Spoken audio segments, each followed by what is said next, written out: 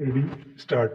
महोदय, यह भी विचार किया गया है कि जो व्यक्ति समाज में काम करता है, चाहे आविष्कार का काम करे, चाहे दूसरा कोई काम करे, उसको उस काम में तब तक सफलता नहीं मिल सकती है जब तक कि समाज का सहयोग या समाज ने जो परिश्रम किया है या कुछ आविष्कार किया है उसका उपयोग उसको प्राप्त न हो, उसका उपयोग वह न कर सके।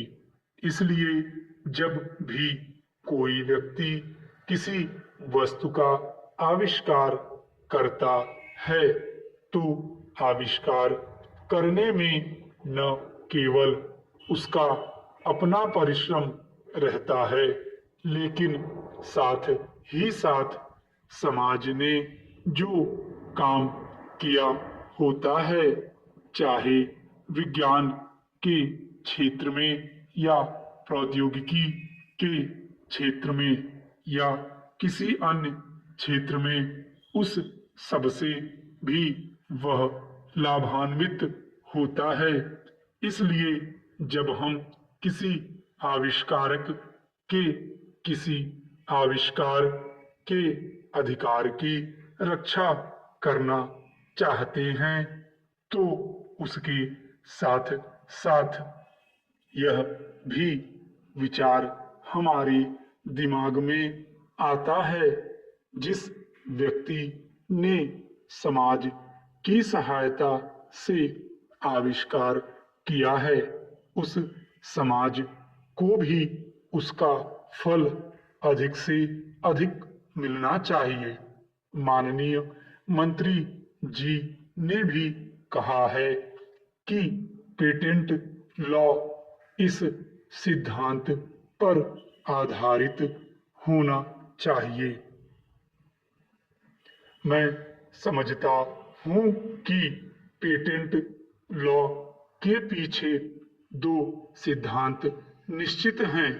पहला सिद्धांत तो यह है कि जो व्यक्ति परिश्रम करके धन लगाकर, अपना दिमाग लगाकर के किसी वस्तु का आविष्कार करता है, उसके तथा अपने परिवार के लोगों के अधिकारों की जहां रक्षा होनी चाहिए, उसके साथ ही साथ जैसा मैंने अभी कहा है, कोई व्यक्ति समाज में व्यर्थ में काम नहीं करता है, वरन पिछले समाज के लोगों ने जो जो काम किए होते हैं, चाहे विज्ञान के क्षेत्र में या प्रौद्योगिकी के क्षेत्र में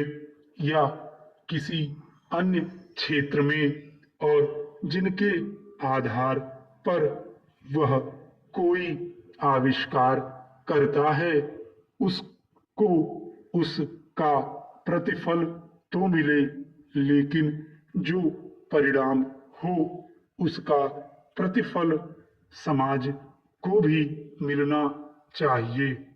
मंत्री महोदय ने कहा है कि जो यह सिद्धांत है वह भी इस विधेयक के पीछे स्थापित किया गया है और इस बात का ध्यान रखा गया है कि जहां हम किसी व्यक्ति के आविष्कार के जो अधिकार हैं, चाहे धन के उपार्जन का अधिकार हो या प्रतिष्ठा प्राप्त करने का अधिकार हो, उसे प्रतिष्ठा का और चाहे धन का, दोनों का लाभ व्यक्ति विशेष को भी मिले।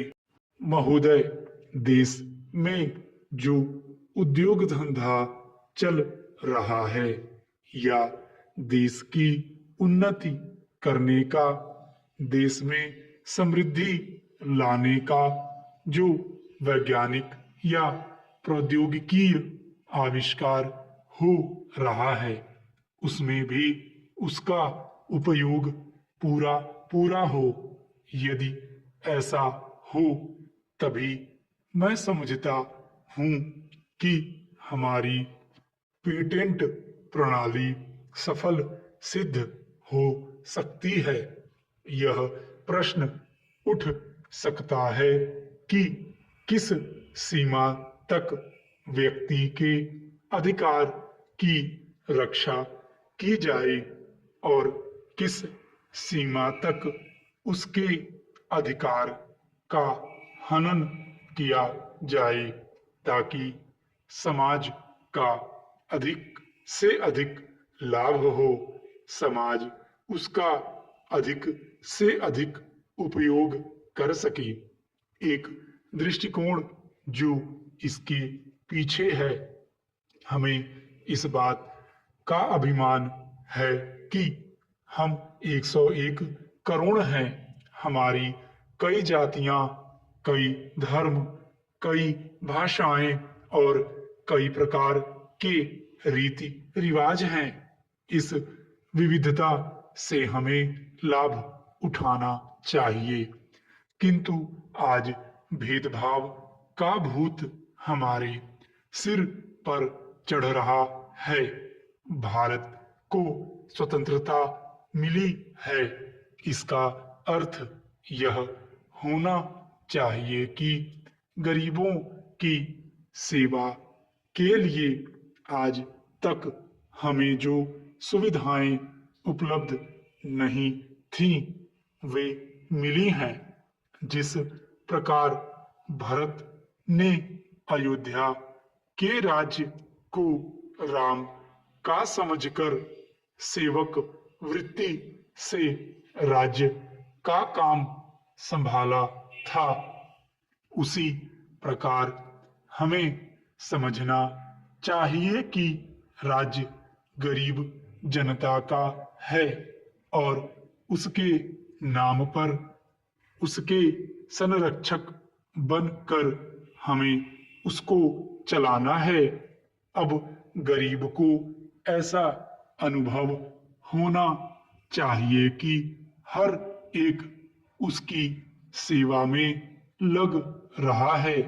सूर्य के उदय होने पर धनी गरीब सब के घरों में प्रकाश पहुंचता है।